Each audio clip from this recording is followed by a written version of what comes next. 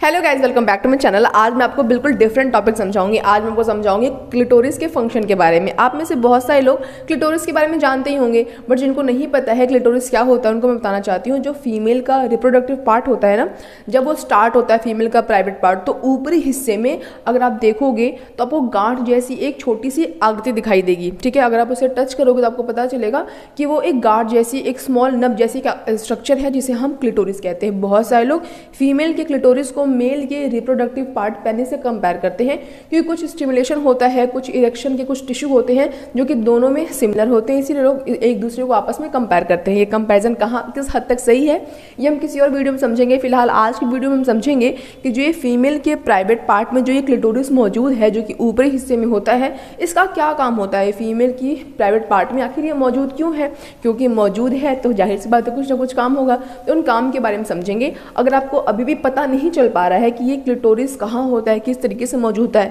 होता है, तो मैं यहाँ पे एक पिक्चर लगा दूंगी। इस पिक्चर की हेल्प से आप समझ सकते हो कि ये जो फीमेल का जो प्राइवेट पार्ट है उसके किस हिस्से में वो क्लिटोरिस प्रेजेंट होता है। तो आप पिक्चर में देख पा रहे होगे ऊपर एक हिस्सा गांठ जैसा दिख रहा है, वहाँ पे क्या प्रेजेंट होता है, क्लिटोरिस प्रेजेंट होता है। तो आप लोगों ने अच्छी तरीके से क्लिटोरिस को देख लिया होगा। आगे हम समझते हैं।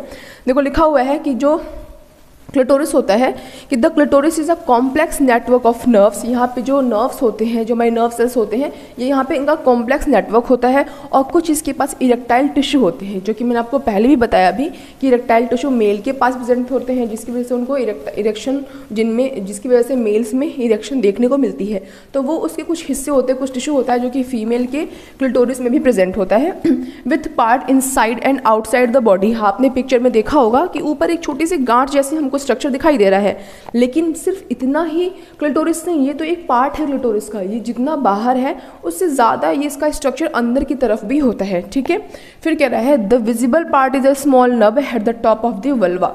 वल्वा मतलब समझ जाओगे, जो ऊपर का जो फीमेल का पार्ट होता है उसको हम वल्वा कहते हैं। तो वल्वा के ऊपरी पार्ट में स्मॉल नब लाइक स्ट्रक्चर, एक गांठ लाइक स्ट्रक्चर हमको देखने में, छूने में महसूस होता है, उसको हम क्लिटोरिस कहते हैं। अब बात करते हैं फंक्शन के बारे में। तो पहला फंक्शन है प्लेजर, यानी कि सेक्सुअल इंटरकोर्स के दौरान जो महिलाओं को उत्तेजना या फिर स्टिमुलेशन या फिर जो प्लेजर महसूस होता है, उसमें क्लिटोरिस का बहुत बड़ा रोल होता है। वो रोल कैसे होता है देखते हैं। जो लिखा हुआ है, it is the pleasure centre of the female reproductive system. कि जो क्लिटोरिस है ये प्लेजर सेंटर है फीमेल के रिप्रोडक्टिव सिस्टम का। क्यों प्लेजर होता है यहाँ पे, प्लेजर फीमेल्स को क्यों आता है, क्योंकि यहाँ पे फ्रिक्शन की वजह से स्टिमुलेशन, उत्तेजना महसूस औरतों को होती है। क्योंकि फ्रिक्शन होता है इंटरकोर्स के दौरान, उससे क्या होता है, उनको स्टिमुलेशन, उत्तेजना महसूस होती है, जिससे कि उनको प्लेजर आता है। अब देखो उसके दौरान होता क्या है कि increase blood flow to the area, कि उस एरिया में ब्लड का फ्लो इंक्रीज हो जाता है, जिसकी वजह से जो क्लिटोरिस होता है, जो बाकी का हिस्सा होता है, वो स्वैलन या फिर स्वॉलन या फिर एक्स्ट्रा सेंसिटिविटी, मतलब उस एरिया में आ जाती है, बहुत सेंसिटिव हो जाता है, जिससे उनको स्टिमुलेशन ज़्यादा महसूस होता है और वो ज़्यादा प्लेजर का अनुभव करते हैं। क्या लीड टू ऑर्गेज्म, कि इस क्लिटोरिस की वजह से जो फीमेल है उनको ऑर्गेज्म की अनुभूति भी थोड़ी जल्दी होती है। और आगे देखो लिखा हुआ है, feel good if orgasm does not occur, कि फिर भी अच्छा लगता है, फिर भी उनको प्लेजर महसूस होता है। अगर ऑर्गेज्म नहीं भी हुआ फिर भी उनको प्लेजर महसूस होता है। इसलिए क्लिटोरिस का बहुत इंपॉर्टेंट पार्ट है, इंपॉर्टेंट रोल है किस चीज़ में, जो फीमेल का सेक्सुअल इंटरकोर्स के दौरान जो प्लेजर महसूस होता है उसमें क्लिटोरिस का बहुत बड़ा हाथ होता है। अब बात करते हैं सिर्फ प्लेजर में ही क्या इसकी आवश्यकता है, नहीं, रिप्रोडक्शन में भी है। रिप्रोडक्शन में कैसे है देखो, वैसे चीज़ें हम लाइन बाय लाइन समझेंगे, बट रिप्रोडक्शन में आपको बताना चाहती हूँ। जैसे देखो, जब फीमेल को ऑर्गेज्म होता है तो ऑर्गेज्म में क्लिटोरिस का बहुत बड़ा रोल है।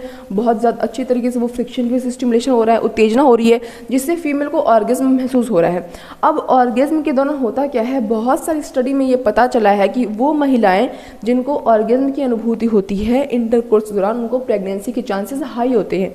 क्योंकि देखो, जो आपका स्पर्म होता है, जो मेल का स्पर्म होता है, उसके पास हाथ पैर तो होता नहीं है, वो अपने टेल की हेल्प से स्विम करते हुए आगे फीमेल की वजाइना को ट्रेवल करते हुए, उसके यूट्रस को ट्रेवल करते हुए फेलोपियन ट्यूब तक जाता है, जहाँ पे अंडा और स्पर्म आपस में मिलते हैं। ठीक है, लेकिन जब आपको ऑर्गेज्म होता है तो आपका जो बॉडी है, जो आपका रिप्रोडक्टिव ट्रैक्ट है, वो कॉन्ट्रैक्ट करता है।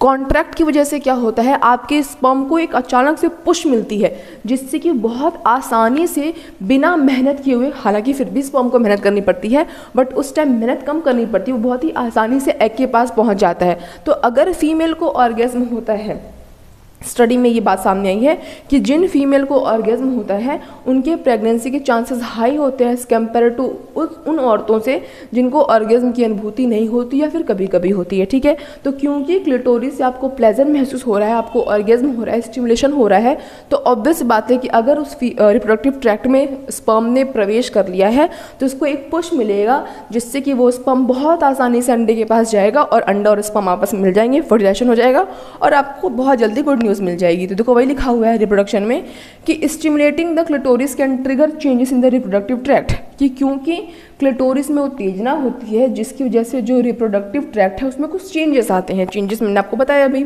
जिससे कि रेडी टू रिसीव स्पर्म, जिससे कि वो ट्रैक्ट जो होता है वो स्पर्म को रिसीव करने के लिए बिल्कुल क्या हो जाता है, रेडी, की मतलब बिल्कुल वो रेडी है कि स्पर्म उसके अंदर आए, वो पुश करेगा, वो जो स्पर्म है आपका वो फीमेल के एग तक जाएगा। उस चेंजेस में क्या क्या होता है, increase blood flow in the vagina, vagina के अंदर ब्लड फ्लो भी इंक्रीज हो जाता है जिससे कि और आसानी से स्पर्म का और अंडे का जो मिलन होता है वो हो जाता है। कह रहा है कि जो वजाइना का ल्यूब्रिकेशन है, ल्यूब्रिकेशन भी इंक्रीज हो जाता है। ल्यूब्रिकेशन इंक्रीज होने से क्या होता है कि जो लुब्रिकेशन इंक्रीज हुआ तो उससे थोड़ी सी फ्रिक्शन कम हो जाएगा। जब फ्रिक्शन कम होगा तो उससे क्या होगा, ये जो फीमेल है उसको ज़्यादा, क्योंकि ऑब्वियस बात है जो बाहर का हिस्सा क्लिटोरिस वहाँ पे तो फ्रिक्शन होगा ही होगा, बट जो अंदर का हिस्सा वहाँ पे थोड़ा सा फ्रिक्शन कम होगा जिससे कि उनको ऑर्गन जल्दी होगा और लुब्रिकेशन ज़्यादा होने की वजह से जिससे कि स्पर्म बहुत आसानी से अंडे तक पहुँच जाएगा। और जो वजाइना है वहाँ का ऑक्सीजन और टेम्परेचर भी क्या होता है, इंक्रीज़ होता है, बढ़ता है, जो कि बहुत अच्छी चीज़ होती है। तो देखा आपने क्लिटोरिस किस तरीके से आपके प्लेजर में भी और आपके रिप्रोडक्शन में भी आपकी मदद करता है। तो आज की इस वीडियो के लिए बस इतना ही, मिलेंगे नेक्स्ट वीडियो में किसी बहुत ही इंटरेस्टिंग और इन्फॉर्मेटिव टॉपिक के साथ। तब तक अगर आपको मेरी आज वीडियो अच्छी लगी हो, इंटरेस्टिंग लगी हो, इन्फॉर्मेटिव लगी हो तो वीडियो को लाइक कर देना और ऐसे और इंटरेस्टिंग टॉपिक्स के लिए मेरे चैनल सब्सक्राइब करना। That's all, bye guys.